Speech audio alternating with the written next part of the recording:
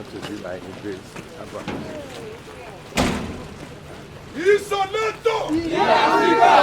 Isoleto! In Africa! Africa! Isoleto! Solidarity! Isoleto! You can't push me. Isoleto! Justice for Dele! Justice for Dele! Revolution! No! Dele Farotimi!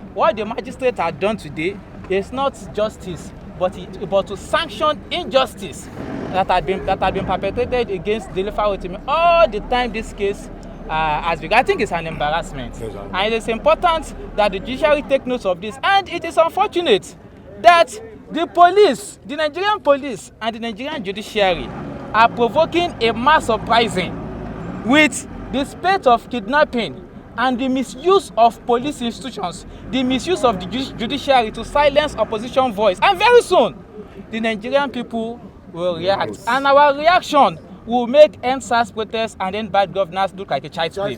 Yes, sir. Revolution! I've said that Chief Are Babalola is also with us, when we talk about restructuring.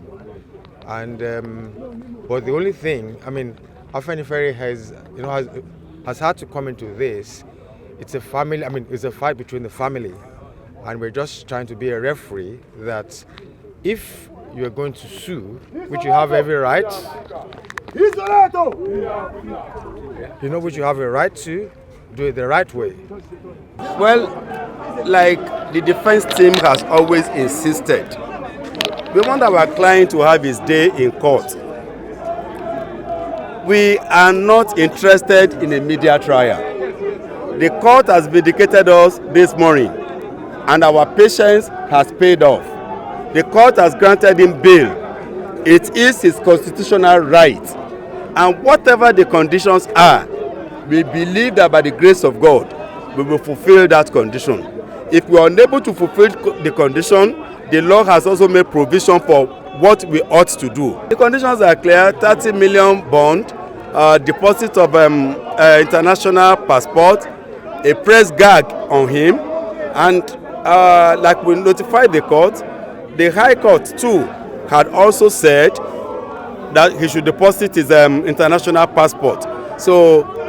And he can only have one passport. And I think he was also asked to produce 2 sureties who must have landed property within the metropolis of Ekiti. One must have landed property within the metropolis of Ekiti. He should not address the press. He should not make any comment in regards to the trial, either on media or in any of the newspapers or television. The allegations against the defendant is that he has scandalized not only Chief Afe Babalola, a senior advocate of Nigeria, but also the entire judiciary. So it's a heavy allegation against him. I think this one is around the court.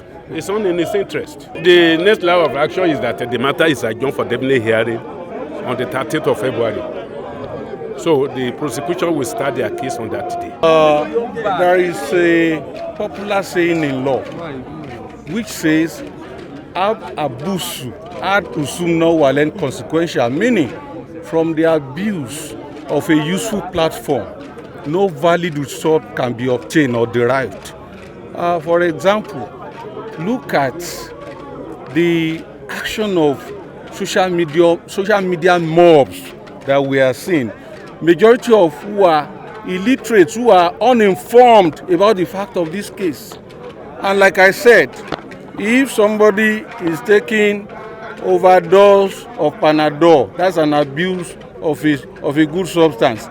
Now, as they are doing, making hell of a noise, misinforming the public will not help the man. Also, the courts made a ruling on the bail application of the defendant in this case, and the courts admitted the defendant to bail on terms and conditions that it's left for the defendant to find a way of meeting those terms, and if definitely meets those terms, it will be on bail pending the trial of this case. And the case has been adjourned to 13th day of February 2025. So apparently the defendant will be expected in court back on that very fateful day. We shall